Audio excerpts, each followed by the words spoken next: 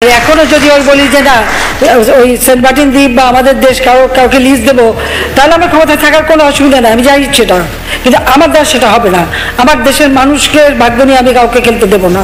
আমার দেশের মানুষের ভাগ্য নিয়ে চিনিমিনি খেলার অধিকার কারণে। শেখ হাসিনা বলেছিলেন তারা আসতে চায়, তিনি সুযোগ দিলেই তারা এসে যাবেন। শুধু শেখ হাসিনাকে তাদেরকে জায়গা দিতে হবে সামরিক ঘাঁটি করার। তিনি সংসদে দাঁড়িয়ে বলেছিলেন না, তিনি প্রাণ থাকতে সেটা করবেন না। যে সুপার হারকিউলিস যুদ্ধ বিমানে শেখ হাসিনাকে দিল্লি রেখে আসা হয়েছে, সেই সুপার হারকিউলিস যুদ্ধ বিমানেই তারা এসে নামছে বাংলাদেশে। তারা কারা বলছি সে কথাই আজ।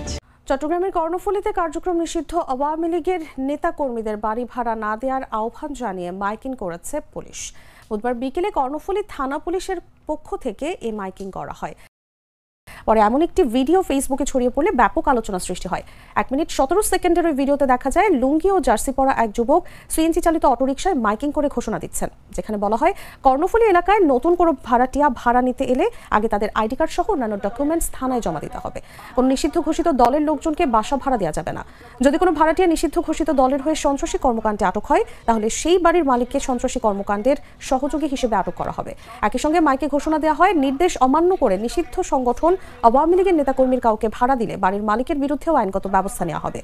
ক্ষমতাচ্যুত সাবেক প্রধানমন্ত্রী শেখ হাসিনার মেয়ে সাইমা ওয়াজেদ পুতুল এবং ভাগ্নি টিউলিপ সিদ্দিকের দ্বৈত নাগরিকত্ব নিয়ে আবারও আলোচনা শুরু হয়েছে। বুধবার নির্বাচন কমিশন হাসিনা সহ তার 10 আত্মীয় ভোট দিতে পারবেন না বলে জানানোর পর বিষয়টি আবারও আলোচনায় আসে। হাসিনার এই 2 নিকটাত্মীয়রও জাতীয় পরিচয়পত্র লক করা হয়েছে এবং এ কারণেই তারা ভোট দিতে পারছেন না। এনআইডি ও বাংলাদেশি পাসপোর্টধারী টিউলিপ নিজেকে কেবলই ব্রিটিশ নাগরিক দাবি করে যাচ্ছেন বহুদিন থেকেই।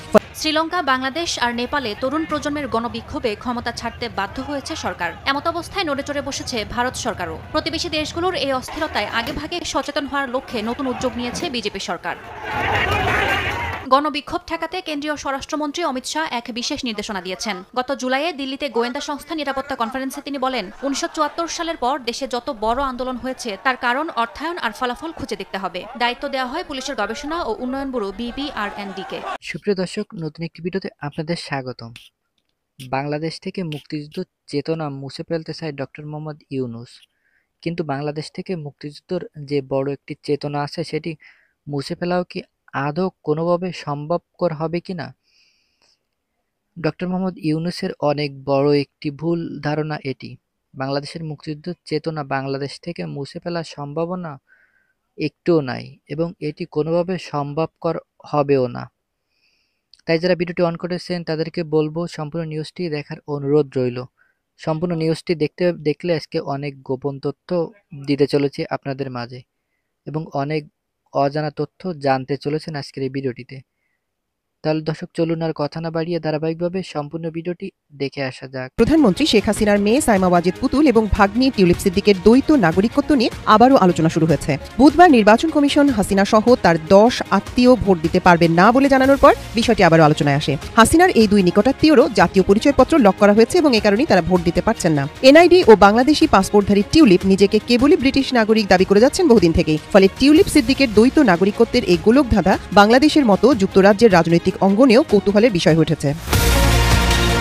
দ্বৈত নাগরিকত্ব নিয়ে এর আগে কথা উঠেছিল ক্ষমতাচ্যুত প্রধানমন্ত্রী শেখ হাসিনার মেয়ে সাইমা ওয়াজেদ পুতুলকে নিয়েও। তিনি বাংলাদেশের পাশাপাশি কানাডারও নাগরিক, যদিও তিনি বাংলাদেশের মনোনীত প্রার্থী হিসেবে বিশ্ব স্বাস্থ্য সংস্থা বা WHO দক্ষিণ পূর্ব এশিয়া অঞ্চলের পরিচালক হন। দুদক জানায় ওই নির্বাচনে মনোনয়নকালে সাইমা ওয়াজেদ কানাডার নাগরিক ছিলেন। সংশ্লিষ্ট ব্যক্তিরা বলছেন প্রশ্নটি নৈতিকতার। সাইমা ওয়াজেদ বাংলাদেশের তৎকালীন প্রধানমন্ত্রীর মেয়ে। WHO দক্ষিণ পূর্ব এশিয়া অঞ্চলের পরিচালক পদে বাংলাদেশের প্রার্থী হিসেবে তার মনোনয়নই প্রশ্নবিদ্ধ ছিল। গত 11 জুলাই সাইমা ওয়াজেদকে ছুটিতে পাঠায় বিশ্ব স্বাস্থ্য সংস্থা। সাইমা ওয়াজেদের পর আলোচনায় এলো টিউলিপ সিদ্দিকের দ্বৈত নাগরিকত্বের বিষয়টি। এদিকে গত বছরের 5 আগস্ট বাংলাদেশের ছাত্র জনতার অভ্যুত্থানে শেখ হাসিনা সরকারের পতনের পর লন্ডন ও বাংলাদেশে টিউলিপের বিরুদ্ধে অনিয়মের অভিযোগ উঠতে থাকে। দুর্নীতির নানা অভিযোগ ও সমালোচনার মুখে গত 14 জানুয়ারি যুক্তরাজ্যের সিটি মিনিস্টারের পদ থেকে পদত্যাগ করেন তিনি।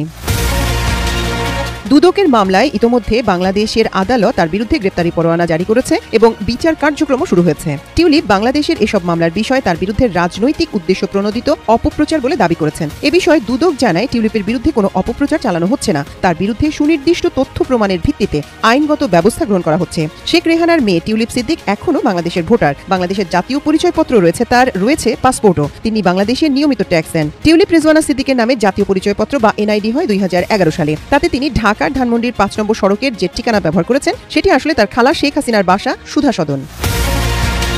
এনআইডির যেসব তথ্য ছাপা থাকে তার বাইরে আরো কিছু তথ্য নিবন্ধনের সময় দিতে হয়, সেগুলো নির্বাচন কমিশনের এনআইডির তথ্য ভান্ডারে সংরক্ষিত থাকে। এই তথ্য ভান্ডারে টিউলিপের এনআইডি সংক্রান্ত সব তথ্য সংরক্ষিত রয়েছে। এনআইডিতে টিউলিপের পেশা উল্লেখ করা হয়েছে বেসরকারি চাকরি, জন্মস্থান ঢাকা।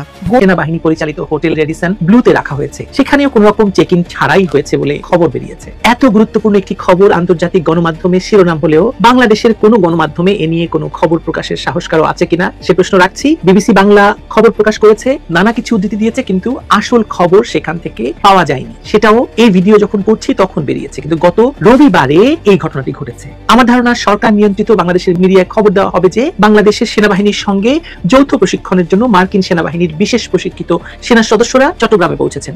যদিও এই খবর কেউ যাচাই করে দেখার সাহস করবে না যে ঢাকাস্থ মার্কিন দূতাবাসের ওয়েবসাইটে জুলাই এবং আগস্টে দুটি যৌথ প্রশিক্ষণ হয়ে যাওয়ার খবর দিয়েছে এবং নতুন কোনো যৌথ মহড়ার খবর সেখানে জানানো হয়নি। অথচ মার্কিন এই বিশাল সমরাস্ত্র এবং সেনাবাহী সুপার হারকিউলিস যুদ্ধ বিমানটিকে সুদূর জাপানের ঘাঁটি থেকে উড়িয়ে আনা হয়েছে বাংলাদেশের চট্টগ্রামে গত রবিবার। এর আগে যখন মার্কিন সেনা বিমান নৌ সদস্যরা বাংলাদেশে এসেছে তখন তারা এসেছেন সাধারণ যাত্রীবাহী বিমানে কিংবা বড়জোর নিকটস্থ মার্কিন ঘাঁটি থেকে অন্য কোনো ছোট সেনাবাহী বিমানে করে। কিন্তু হঠাৎ এমন কি জিনিস বহন করতে হলো যে সুপার হারকিউলিস সমরাস্ত্রবাহী বিমান বাংলাদেশে নামলো? কত সংখ্যক সৈন্য এসেছে এই বিমানে করে? হোটেল রেডিসন ব্লু থেকে প্রাপ্ত খবরে জানা গেছে সেখানে 180 জন মার্কিন সেনা অবস্থান করছেন।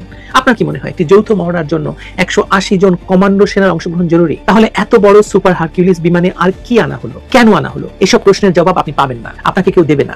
বাংলাদেশে ডক্টর ইউনূসের নেতৃত্বে একটি সন্ত্রাসী সরকারকে মার্কিন যুক্তরাষ্ট্র নিজের হাতে বসিয়েছে এই সুপার হারকিউলিস বিমানে করে মার্কিন সেনাদেরকে বাংলাদেশে নিয়ে আসতে, তাদের ঘাঁটি গড়ার জন্য। এবং এই সরকার প্রতিষ্ঠায় দেশের সুশীল কুশীল বুদ্ধিজীবী, এনজিওজীবী, আইনজীবী, গণমাধ্যমজীবী, সরকারি চাকরিজীবী, ডান বাম ধর্মবাদী সকল রাজনৈতিক জীবী শক্তিকে বিপুল পরিমাণ অর্থ দেওয়া হয়েছে যাতে তারা এই সুপার হারকিউলিসের বাংলাদেশে ল্যান্ডিং সুনিশ্চিত করে এবং এটা নিয়ে কিছুই না বলে। ধরুন ভারতীয় কোনো যুদ্ধ বিমান বাংলাদেশের কোনো এয়ারপোর্টে ল্যান্ড করলো, কি হতো বলুন তো? ঢাকা শহরে কতগুলো জনসভা হতো, কতগুলো মানুষ নেমে পড়তো। একই কাহিনী, ধরুন একই কথা, এত বড় মার্কিন বিমান বাংলাদেশে নামলো এবং এটা শেখ হাসিনার আমলে যদি ঘটতো তাহলে কি হতো? পুরো ঢাকা শহর আজ জড়ো হয়ে যেত শহীদ মিনারে কিংবা শাহবাগে এবং মার্কিন যুদ্ধ বিমানের বিরুদ্ধে, মার্কিন সেনাবাহিনীর বিরুদ্ধে নারায়ে তাকবীর বলে নেমে যেত রাস্তায়। তবে আপনাদের কাছে এসব উত্তর একেবারে নেই, যে প্রশ্নগুলো একটু আগে করেছি সেসব প্রশ্নের উত্তর একেবারে নেই তা কিন্তু নয়। বাংলাদেশের ক্ষমতাচ্যুত প্রধানমন্ত্রী শেখ হাসিনা আপনাদেরকে এসব প্রশ্নের উত্তর দিয়ে গিয়েছেন। সংসদে দাঁড়িয়ে বলেছেন, সংবাদ সম্মেলনে শেখ হাসিনা স্পষ্ট করে বলেছেন যে